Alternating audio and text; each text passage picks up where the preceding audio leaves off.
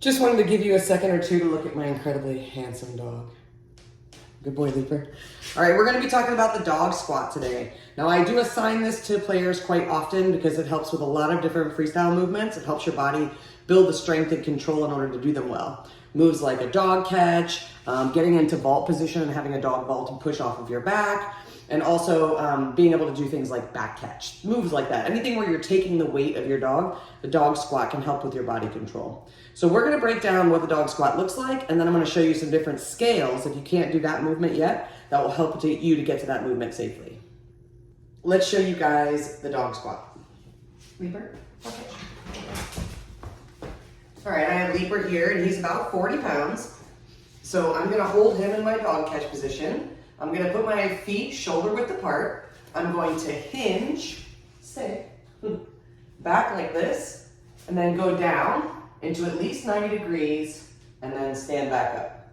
Go down, 90 degrees, and at least stand back up. Now you notice right before I do that, my backside goes out just a little bit. I'm not bending forward. Okay. Good. I'm not bending forward as much as I'm hinging, okay? So you wanna pay attention to this. That loads your whole posterior chain, and that's where all the strength is gonna come from your squat. Also, when you're squatting, you wanna make sure your knees go out instead of in. So if you have a tendency to wanna do this, you wanna avoid that. It's gonna keep all the pressure on your lower back and your inner thighs. You wanna use the strongest part, which is your posterior chain. It's your hips and your legs, okay? So we're gonna have our knees track out. So you can see how my knees are going out a little bit as I go into that squat, okay? Now let's say you can't go all the way down to a 90-degree angle. You don't go down that far, and you're not really confident with where your knee should be or any of that. So we're gonna scale this, and we're gonna scale it using a seated squat. So I'm gonna have you hold the dog and then sit down onto a climb or an ottoman or anything like that. So let's show you what that looks like. Leaper. Good boy. Thank you for your kisses. We love you. Stay. We're gonna do a dog squat, okay? Stay, stay, stay. All right, so right now it's set to a climb, which I think is about 12 inches. I'm gonna line up right next to it. I'm gonna hinge my back end and slowly sit down, stay, until I can sit on the climb. Okay.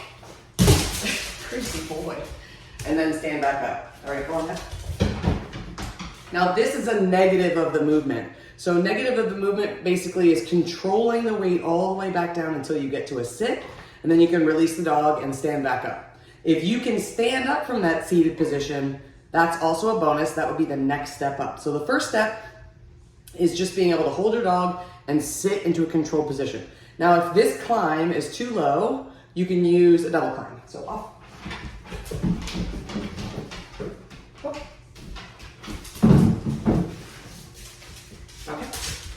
Right, so I have my dog.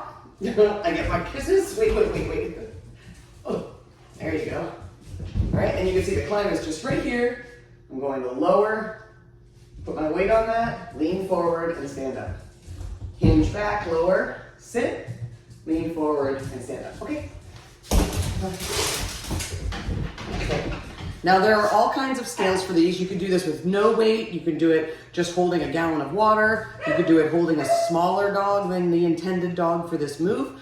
But what the point is trying to get mobility and control all the way down into the squat position.